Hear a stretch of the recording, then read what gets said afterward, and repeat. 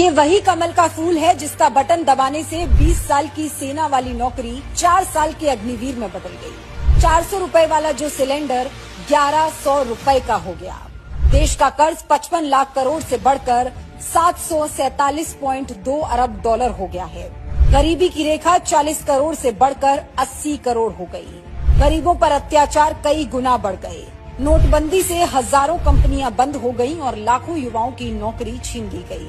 पूरे देश में बलात्कारियों के हौसले बढ़ गए। रेलवे की जमीन, एयर इंडिया, हवाई अड्डे और BSNL सब कुछ बेच दिया गया है। किसानों को सिंचाई के लिए महंगी बिजली मिल रही है। सड़कों पर 870 किसान मारे गए।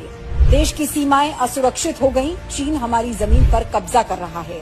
पुलवामा में 50 देशभक्त जवान शहीद हुए। पढ़े लिखे BA, MA, PhD युवा बेरोजगारी के कारण पकौड़े तलने पर मजबूर हैं। हजारों कंपनियां बंद हो गईं। संविधान